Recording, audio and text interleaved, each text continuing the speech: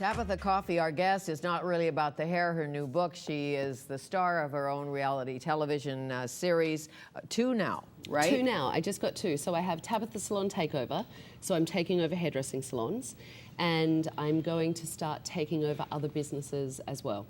You say that being in the chair when you're getting your hair done is really about the feeling, how a woman feels. As you know, you can make us really happy or really cranky. It's an experience. Depending on the result. Well, it's an experience. You know, for me, it goes beyond the hair. It's, for some people, the only downtime that they have.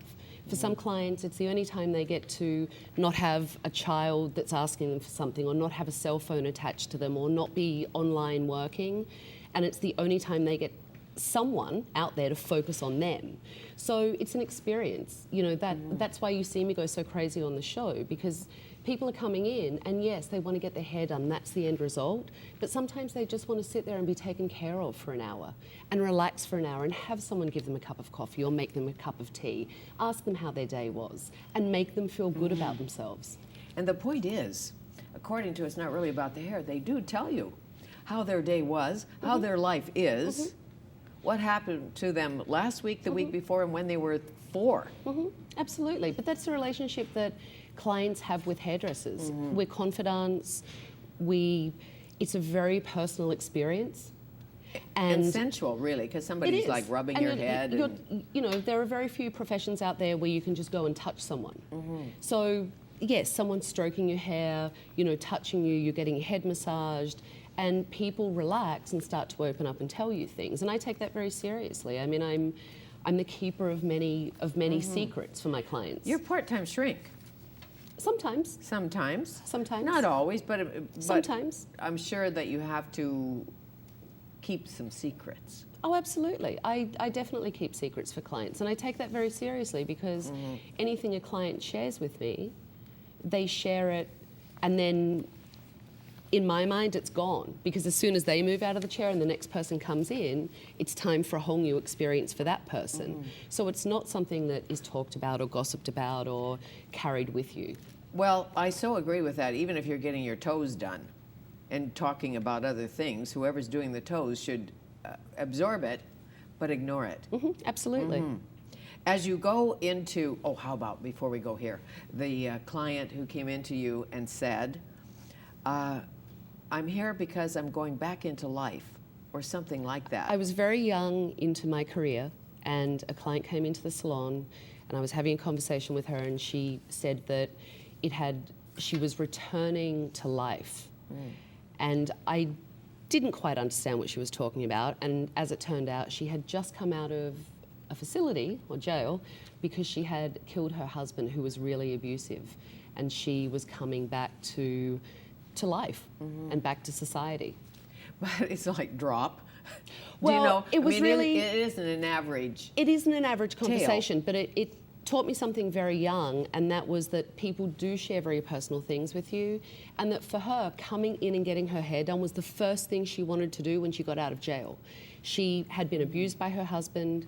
She had paid the price for, you know, him beating her, and her kind of retaliating and obviously hurting him, and had come out, and the first thing she wanted to do when she got back out into the real world was get her hair done and feel good about herself. Sure.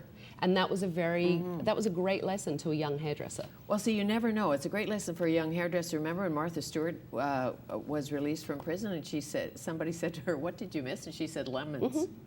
It's the oddest thing, but she is in the food biz. Right. And she missed lemons.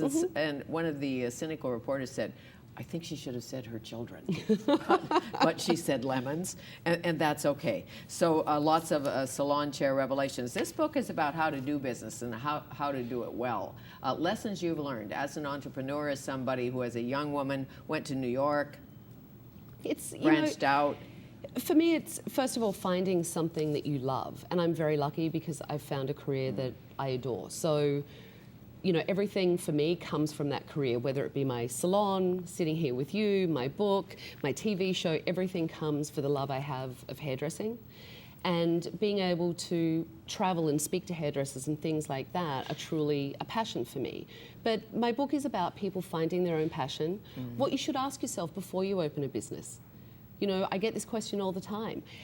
What do I do? Well, what you have to do, first of all, is make sure you've got the passion, you've got the money, and there are steps that you have to follow before you open the business. Just being a good hairdresser isn't enough. It's so true. And trust your gut. You've done that all your life. Trusted your messy innards, pretty much. Well, it's really important. I think what we do is kind of negate what we're feeling. And you have this feeling inside and something burning in your belly, and you push it to the back burner and don't trust that instinct. And most of the time, don't you always find that your instinct's correct? Very much so. So, I mean, I've just learned with experience to trust my gut, trust my instincts. You also have, and I'm trying to use this, it's called The 3 second rule. rule. Rule. Because you're very forthright and honest, and I seem to be the same. And I'm going to try and use the 3 second rule because I blurt things out that I shouldn't say. I have to tell you, people say Sometimes. 3 seconds, it doesn't seem a long time. But when you check yourself and give yourself that 3 second rule, it actually is very helpful. I Let bet me know. it is. Yes. So you just say it's only 3 seconds. I want to say this, but I think I won't go there. Exactly. So you can take the girl out of the drag club, but can you take the drag club out of the girl? Oh, never. Who would want Never. to? Are I you don't kidding? know. Who wants to take the drag club out of the girl? That would be so boring. Well, as you suggest in here, please embrace, every female should, your inner bitch. Yeah, you know what? I'm called that all the time. I'm called that B word all the time, and I'm not. I'm honest, I'm forthright, I'm successful. I'm not that person. So I came up with an acronym for the B word, which is brave, intelligent, tenacious, creative, and honest. I like all of that. Who doesn't want to be all Who those things? doesn't want to be? Anybody who wants to be with you can go to the Allied Beauty Association trade show, and that's on the weekend, Vancouver Convention Center, is. really nice. You have a book signing on Saturday at Chapters on Robson Street at 2 p.m. I do.